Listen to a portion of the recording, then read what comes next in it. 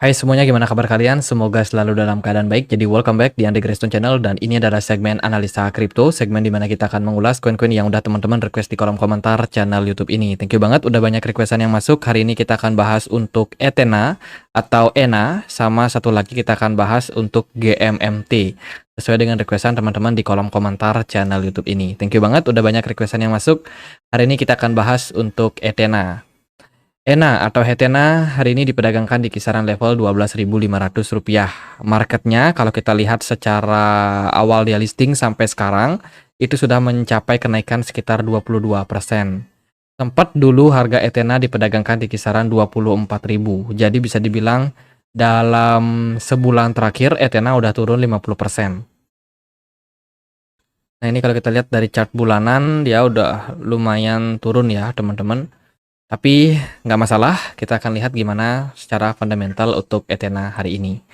Nah, kalau kita lihat dari penjelasannya, sebenarnya apa sih Ethena ini? Jadi Ethena ini adalah protokol mata uang sintetis yang dikembangkan di platform Ethereum, menawarkan alternatif investasi cryptocurrency yang beroperasi secara independen dan dari sistem perbankan tradisional. Kalau kita lihat produk yang mereka tawarkan, yang paling jelas itu adalah bond, ya. Ethena ini menawarkan produk yang bisa dibilang cukup bagus. Aku perhatikan yield dari bondnya itu tinggi banget.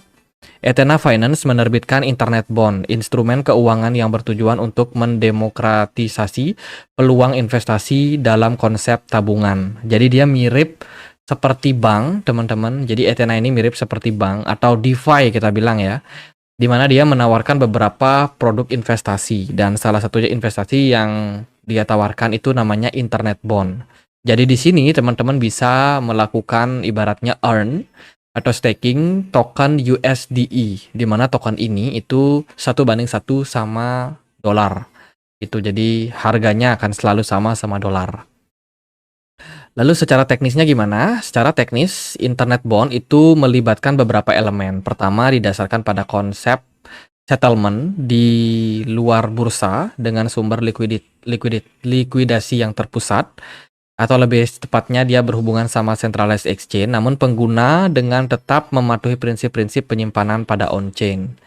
Saat kamu mengunci token di LP atau di liquidity pool, itu akan mencetak USDE baru, dan token LP akan terkunci dan masuk ke kustodian penyelesaian bursa seperti Copperco, Fireblock, dan masih banyak lagi. Jadi bisa dibilang project dari Ethena ini kerjasama dengan banyak exchange, centralized exchange. Itu. Lalu apakah banyak yang bertanya-tanya apakah Ethena ini bakalan menjadi the next Luna. Untuk jawab pertanyaan tersebut, sebenarnya aku akan saranin teman-teman buat nonton video dari YouTube channel Mas Angga Andinata. Di sini ada founder daripada Thrift ya.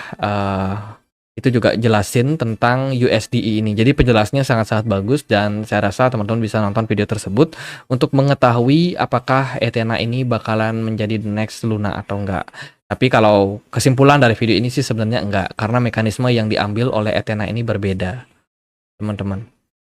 Jadi pada intinya Ethena ini adalah platform DeFi ya, di mana dia menawarkan layanan transaksi mirip seperti perbankan, hanya saja bentuknya adalah desentralisasi.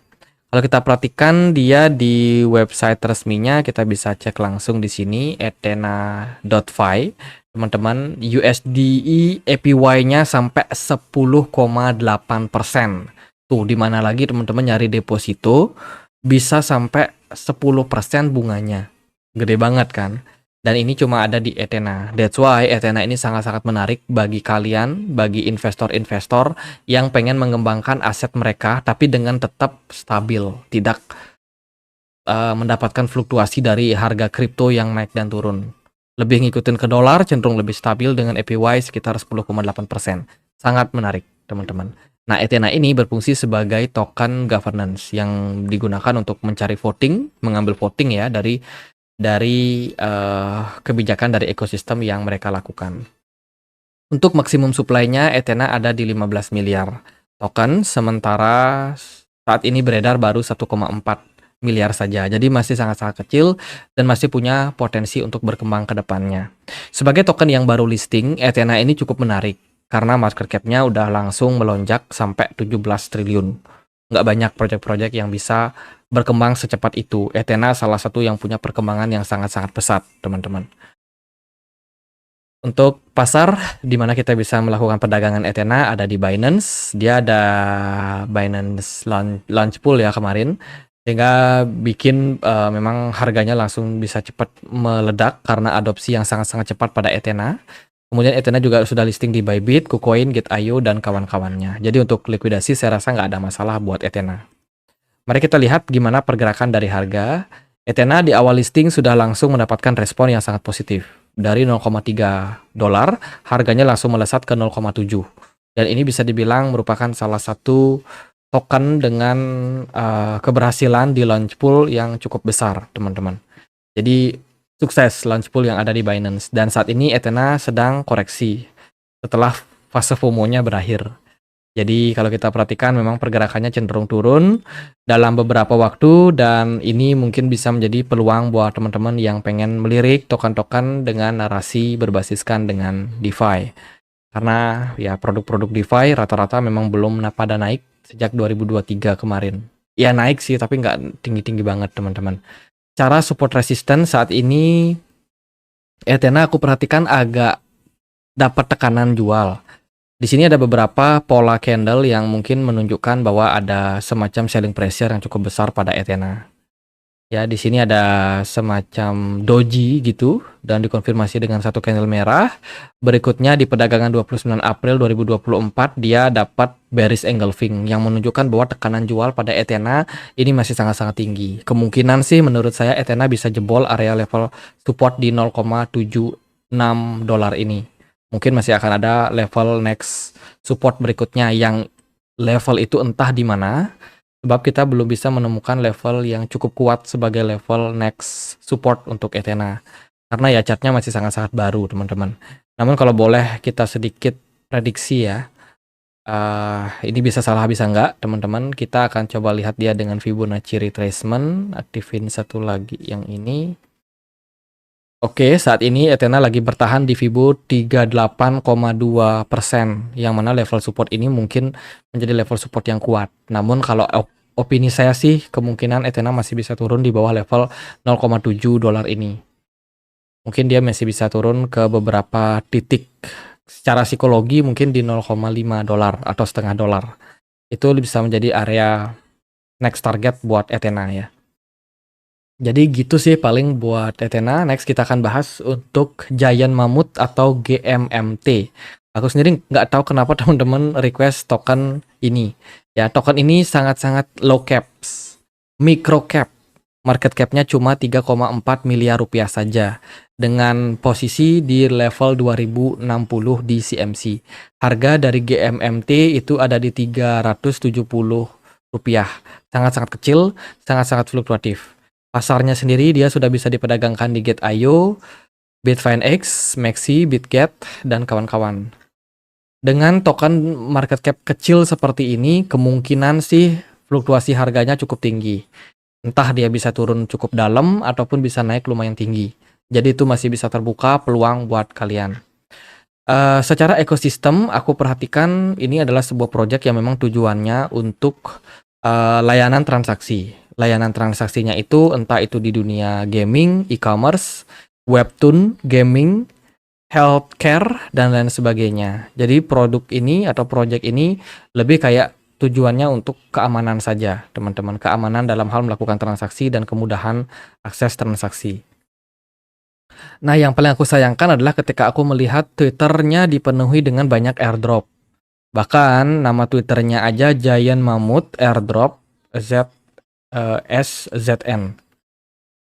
Ada lambang terjun payung atau lambang airdrop seperti ini. Berarti kemungkinan token ini adalah token airdrop. Dan setelah aku periksa ternyata benar, teman-teman. Pada tanggal 9 Maret mereka ada promosi bahwa mereka ada ngadain airdrop sekitar 10 juta US dollar berupa GMMT di perpetual airdrop. Ini yang ikut mungkin cukup banyak. Kemudian di 11 April mereka juga ada ngasih airdrop lagi. Itu teman-teman, ini ada kegiatan mereka di Telegram event ngasih airdrop lagi. Jadi banyak banget airdrop yang dibagikan oleh token ini. Nah, kalau teman-teman baru ngikutin channel ini, sebenarnya airdrop itu nggak ada masalah. Kalau jumlah yang dibagikan itu nggak besar dan juga proporsinya itu bisa diredam. Maksudnya jangan impulsif ngasih airdrop. Misalnya hari ini ngasih, besok bulan depan ngasih lagi, jangan seperti itu karena itu bisa memancing banyak sekali airdrop hunter buat masuk.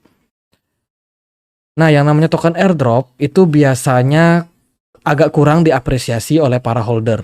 Kebanyakan orang nyari airdrop, setelah dia dapat, ya udah mereka akan jual token yang sudah didapatkan secara gratis tersebut. Dan ini bikin tekanan pressure itu cukup kuat terhadap harga dari token ini. Kalau teman-teman kunjungi dia di Twitter, teman-teman akan menemukan banyak sekali program produk airdrop yang dibagikan oleh project Mamut ini, teman-teman. Jadi rata-rata airdrop semua. Nggak banyak membicarakan tentang upgrade ataupun utility ataupun mungkin mendapatkan semacam investasi dari produk lain atau kerjasama integrasi, tidak banyak. Rata-rata pada airdrop semua. Jadi kalau dari opini saya sih agak memang kurang sreg sama token-token yang banyak ngasih airdrop.